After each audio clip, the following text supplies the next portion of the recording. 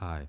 So I wanted to talk about like stuff related to government and policies, especially in Netherlands. And I actually think that Netherlands is, you know, not the kind of country that you think that it is. So a lot of people have this fairy tale idea of the Netherlands, which doesn't really reflect the reality of what the Netherlands really is.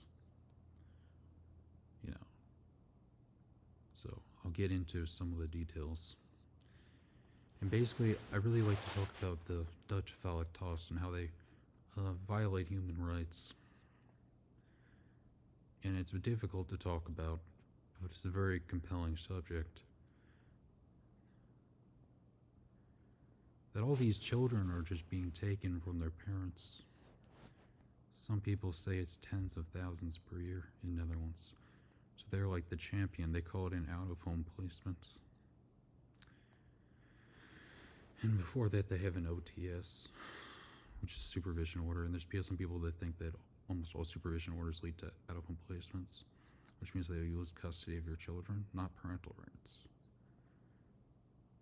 I know there have been a lot of recent developments in the Dutch system. I know that they had changed their name from Child Protective Services to they changed it to Felektas or Safe Home in Dutch to make because they already had such a bad reputation. They've had a bad reputation in the media for decades. But you see, there's still this strong anti-parenting agenda in Netherlands.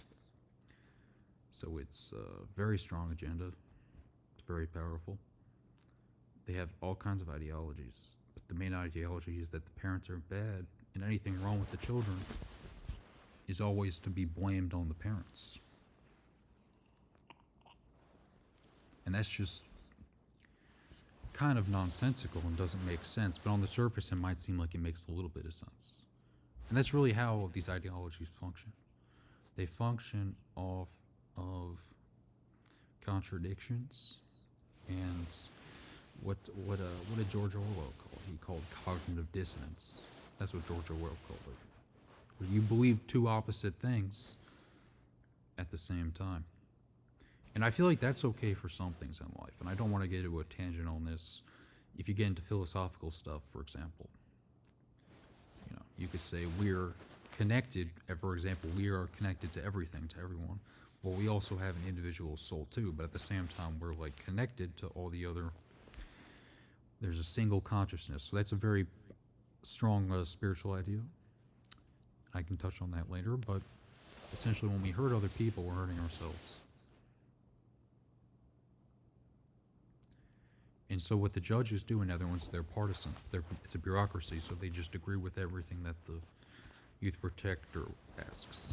And then there's even another organization that even if youth protection decides to return your children, which they almost never do, but I think they've started doing it recently.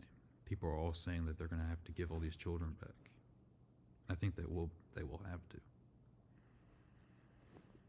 And the other organizations that are connected to it are also bad and will step in and will say, oh, even though they said we can return your children soon, they'll say we want to do more investigations into your parenting. But then how can they investigate your parenting if you don't have custody of your children? It doesn't make sense, right? Or it's nonsense. They have no way of investigating this. It's just, and then the lawyer told her, oh, they're just trying to get money. So this is a thing that happens. And it really traumatizes children to be separate from their parents. All these scientific studies show. And just if you're a good human being and you have a heart, taking a baby or a young child from its mother is cruel and unusual punishment. It causes tremendous trauma on children. Children are far more likely to be killed. They're far more likely to be injured or to be raped by pedophiles in a foster home. They're like 8 times more likely or something ridiculous. And this is something that can happen. Sometimes someone's smoking weed and they get caught doing that. And then someone reports them and they can actually lose their custody of their children over that. And then I know there's a particular case where the child actually died in foster care.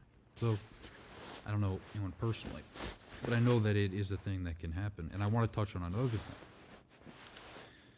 which is the really dark stuff, which is that is it all connected to like a satanic network in Netherlands? It is. And I'm not a guy that knows everything, and I haven't seen everything myself. I know people that have personally had problems with this system. Had their wives ruined and stuff like that. Just completely ruined. You don't understand what those families go through. They're just completely devastated. And these people are psychopaths, and they get off on taking advantage of young children. And they say that many of these perpetrators used to be the victims. So the victims of the past, they say, were the perpetrators of today. And that's what Dr. Henriette Nakadu had her water license taken away and was called a conspiracy lawyer for talking about these injustices in the Dutch youth care system. And she even says that the disciplinary judges are aware of the problem and they're aware of what's going on. So this is a very terrifying stuff. It's said that they also have an illegal criminal system that runs parallel to the semi-legal youth protection system. So the other system that runs parallel to it is what you would call linked to satanic networks, the child trafficking. And it's thought that the Dutch government makes money off three things: child trafficking, arms dealing, and drug trafficking. These are all horrible things, but I think you can all agree that the worst thing is, so they make things illegal, guns illegal in Netherlands, say you can't have them, you don't have the right to, which in America you have the right to arms federally to defend yourself. In Netherlands you don't have the right to defend yourself. If someone breaks in your house in Netherlands, you can't kill them. I know a guy, I met him, he did this. He killed the guy who broke into his house. In the U.S., you would never be tried. A jury would never find you guilty. But in Netherlands, that's a bureaucracy. The judge sentenced him like 12 years in prison. That's a violation of human rights injustice. So I want to talk about satanic stuff. So it is that child trafficking is one of the main source of income for the Dutch government. And what they do is it's thought that almost all the children that are in asylum centers in Netherlands, they all get trafficked. Sexual trafficking. As children are thought to be the easiest to prey on. This is a horrible thing, and it's sad. A lot of people that are victims of trafficking, they aren't chained up.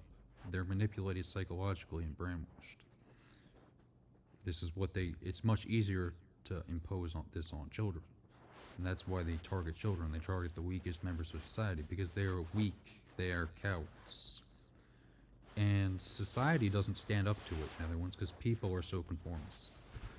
And I'll touch on that in a second. But yeah, this is really specific topics that I want to talk about on this channel. And it's more about the Dutch government and how they treat children. And I would tell you that it's thought that all unaccompanied children, so children that don't have parents, are the most susceptible to this abuse. And it's thought they all get trafficked. And so how does this happen? It's a very difficult subject, very compelling subject. It's because, and I don't know everything, but I did notice that people at asylum centers in the Netherlands, they treat people disrespectfully. They think they're superior to other people because they're Dutch. The nationalism, I think the ideology is pushed on them. So the ideologues, these are the ones who go and they work these jobs. And maybe they work the job, they don't really like it. Maybe they don't agree with what other people are doing. But they have superiors who tell them what to do. And they have other colleagues who are encouraging them to go along with the script, the shitty system. They're taught not to question anything. So when the children get sent off to some other center, they say, oh, well, I don't know where they're going. They get sent off to another center, and then maybe they're there a couple days, and then they move them, and then they traffic them. Because the government is doing it. So they think that it's just some guy in a van driving around picking up children, and that's not how it is. It's people working in the system. That's how they're able to cover it up. So I would say probably 99% people working in the COA or the Dutch asylum system. I have no idea about any of this stuff. But I've heard that it's common. I've heard that there's even people who work in the detention centers and other ones that are aware of some of this stuff. But they'd be afraid to tell people Like they may have not seen it themselves, but like a child disappears to go see Queen Beatrix, and then they never come back. Tell me about that. So I'll touch on that too. That it also connects back to the Bilderberg Group.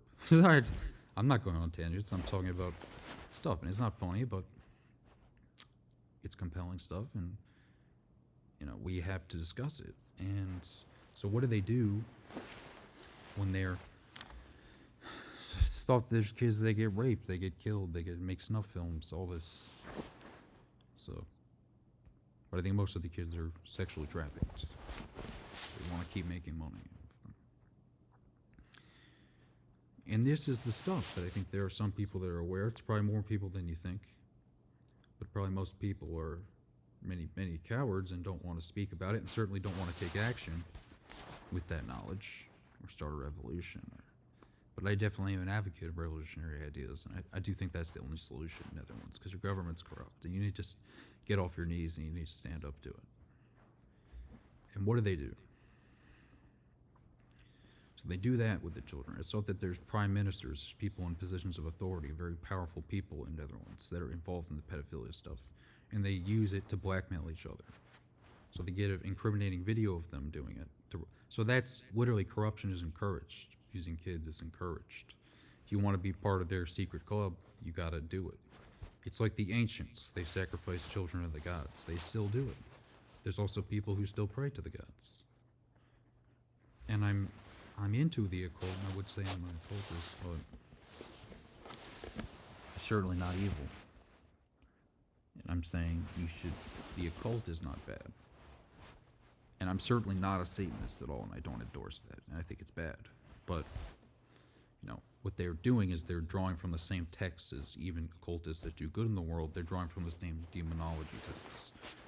So they are, but they change it, and they do it in rituals that praise the demons. But I like to say that you can't, that's not an excuse. Your religion, your spiritual beliefs are not an excuse. And they really believe in these things. It's real for them. They might laugh about it in a news conference, say, oh, they're conspiracy theorists, but really, they believe in these things. They're involved. It's the other side of it, the perpetrators, not the people like me exposing them, right? We're on the other side. Their loyalty is to an evil system. They've sold their souls for money and power. So I'm going to say, whether you have any spiritual belief or not, look, what they're doing is what's bad. And you can't even just blame Satan or whatever demons they're worshiping. You got to blame what they're doing. Who's really doing these evil acts? It's these people. So they are responsible, and the demon told me to do it. That's not an excuse. So I say you shouldn't be afraid of the occult stuff. But I would say that the occult is really what rules on earth. And these people, they're really just the servants of perhaps higher beings that want to inflict harm on this earth. And what are these beings? The Gnostics call them archons. Christians, Gnostic Christians. And that they came to earth to enslave human beings. That's another interesting subject. So I'll make another video on that. But I really wanted to talk about this system. I want to talk deeper on it. So this system is evil. That's what I want to really highlight. It's an evil system run by money. And it's not even just about the money, because the Dutch government and U.S. government, and they just print the money, their central banks print it. So it's really about controlling people and extracting resources from you, and your children are considered to be their resource. And so they dehumanize parents. And also the thing is that a lot of these foster parents, I'm not saying a lot of them, or I don't know how many, but there have been thousands of reports of people that have claimed they were raped by their foster parents when they were children. And only about 6 of these were prosecuted, and they were not with severe sentences. And the prosecutor on one of the cases was looking at one of the victims, and with disdain, he didn't respect her. So let me talk about that. I think they like to play a lot of games with us. For those cases, they might assign a prosecutor who himself is a pedophile, or a judge who himself is. So some of these judges even are pedophiles. All of them are corrupt. But I would say the child judges are the most corrupt. You can't not be corrupt and work in that system, or you lose your job, you lose your career. So this is a form of selling your soul.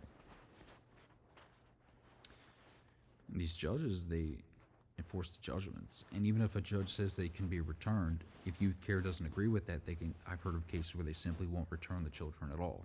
I've heard of that happening in the past. So they have this absolute, and the police will say they can't interfere because it's civil law, but they'll interfere and take your children from you when the CPS wants, youth care wants to.